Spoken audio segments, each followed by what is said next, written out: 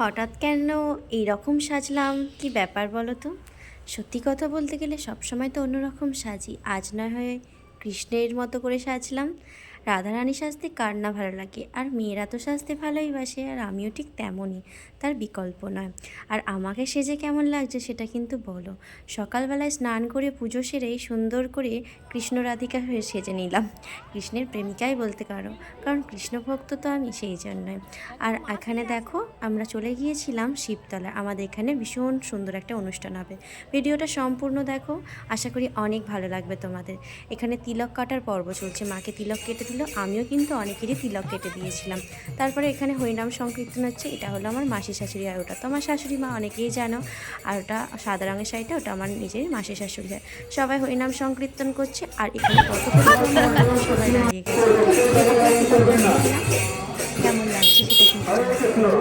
এখানে আরও অন্যান্য লোকেরা, মেয়েরা, বোনেরা সবাই কিন্তু তিলক কাটা করবে চলছে।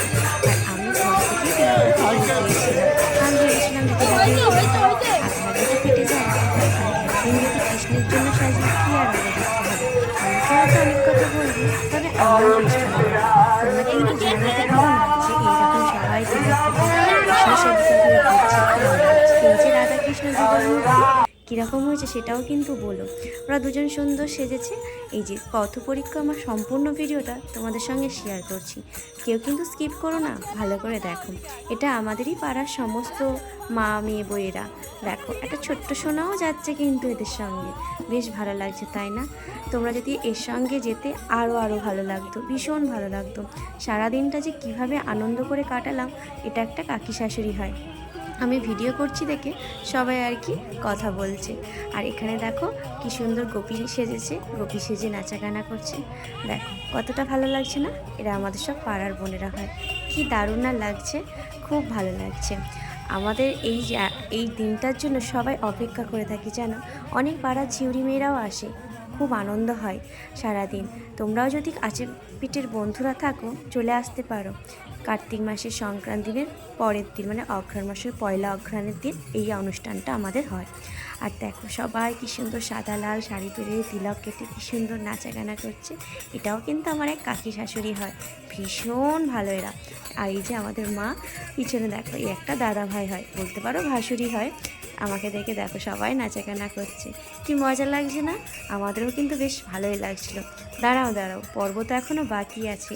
সবার নাচ তো দেখলে, এবার আমরা নাচবো সেটাও তো দেখতে হবে।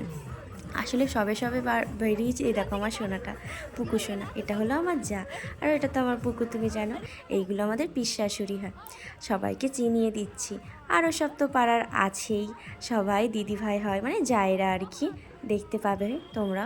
খুব ভালো লাগছে জানো, এই যে সবাই সাদা লাল শাড়ি, পিছনে স্বামীজিরা আছে, দেখো স্বামীজিরাও কত সুন্দর নাচছে। এই যে হরে কৃষ্ণ গানের তালটা এত ভালো লাগে, এই তালেই কিন্তু সবাই এত সুন্দর নাচা গানা করছে। এই স্বামীজিরা কিন্তু আগের বারেও আমাদের এখানে মন্দিরে এসেছিল দীপদানের অনুষ্ঠানে, খুব ভালো লাগে জানো তো। এনারা এই বৈষ্ণবদেরকে, এই বৈষ্ণবদের নাচ গান, আর আমাদের পাড়ার ছেলেরাও দেখো কত আনন্দ করে নাচছে, কত ইয়ং ছেলে কিন্তু সবাই দেখো কী সুন্দর ধুতি পরে, কী সুন্দর শ্রীকৃষ্ণের ভগবানের নাম করে নৃত্য করছে, খুব ভালো লাগছে তাই না? তোমাদের কেমন লাগছে কিন্তু জানাতে ভুলো না। আর এখানে দেখো আমরা সব মেয়েরা নাচা গানা করছি, খুব আনন্দ করেছিলাম সেই দিনটা, আর সবাই রাস্তায় দেখছিল, খুব ভালো লাগছিল জানো। তো একটা বাচ্চার একটা ওড়নাটা ঠেকে গিয়েছিলো বলে আমি ওকে চেঁচিয়ে বললাম আর কি। আর এখানে সবাই মিলে নাচছি, আর সবাই এই যে সাদা লালে শাড়ি পরেছে, এর মধ্যে একটা মজার ব্যাপার হলো, আমার বাবু গুলিয়ে ফেলেছিল কোনটাও মা, ঠিক আছে, ও অন্যজনের হাত ধরে ফেলেছিল, ও বুঝতে পারে না আসলে সবাই সাদা লালের শাড়ি পরেছে তো, ওই জন্যই আর কি, আর এই জন্যই গুলিয়ে ফেলেছিল।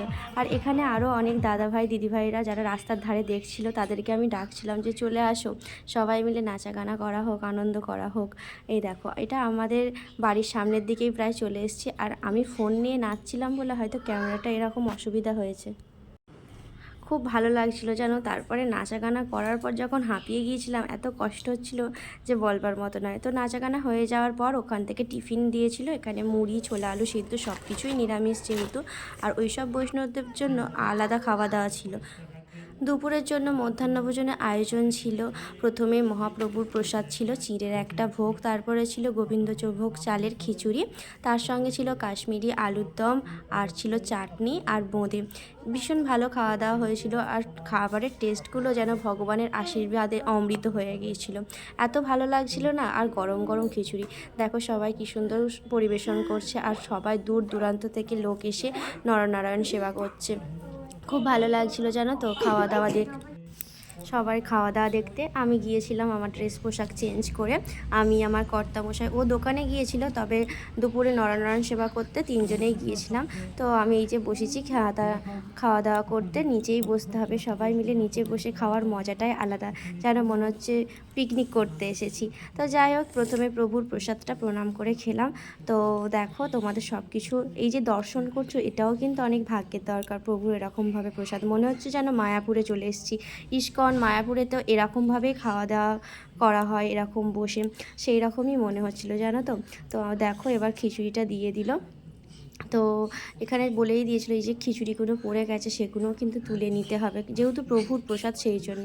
তারপরে দিয়ে দিল এরকম কাশ্মীরি আলুর দম। প্রত্যেকটা রান্না যেন ভগবানের আশীর্বাদে অমৃত হয়ে গিয়েছিলো, এতটা ভালো হয়েছিল, কেউ এক ফোঁটা খাবারও কিন্তু নষ্ট করেনি। প্রত্যেকেরই খাবার দেখলাম, প্রত্যেকে থালাতেই সবাই আঙুল চেটে খাবার খেয়েছে। আমার পুকুর সোনা মানে আমার বাবুকেও দিয়েছে, ও আলু খেতে ভীষণ পছন্দ করে, তো ওই জন্য আলুটা ওকে দিয়ে দিচ্ছিলাম। তারপরে এই দেখো এখানে চাটনি দিল, তারপরে এখানে বোঁদে। ভালো লাগলে লাইক করো প্লিজ।